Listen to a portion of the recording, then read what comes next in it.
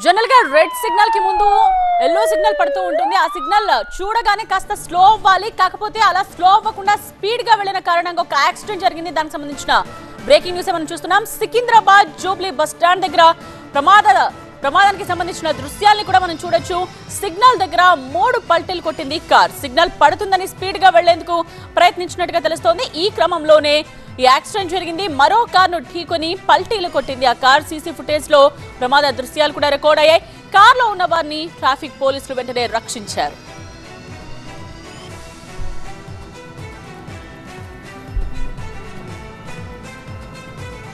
Secunderabad Jubilee bus stand దగ్గర జరిగిన ప్రమాదానికి సంబంధించిన దృశ్యాల్ని మీకు చూపిస్తూ ఉన్నాం. సిగ్నల్ దగ్గర 3 పల్టీలు కొట్టింది కార్. సిగ్నల్ పడుతుందని స్పీడ్ గా వెళ్లేందుకు ప్రయత్నించినట్టుగా తెలుస్తోంది. ఈ క్రమంలోనే అక్కడ యాక్సిడెంట్ కి గురైంది ఆ కార్. అయితే కార్లో ఉన్న వాళ్ళు ఎవరికి ప్రాణాపాయం లేదు, అందరూ సేఫ్ గానే బయటపడ్డారు. మరో కార్ను ఢీకొని పల్టీలు కొట్టింది కార్. వెంటనే అలర్ట్ అయిన పోలీసులు అక్కడ వారిని రక్షించిన దృశ్యాలను కూడా మనం చూస్తున్నాం. సీసీ ఫుటేజ్ లో ఈ ప్రమాద దృశ్యాలు రికార్డ్ అయ్యాయి. కార్లో ఉన్న వారిని ట్రాఫిక్ పోలీసులు రక్షించారు.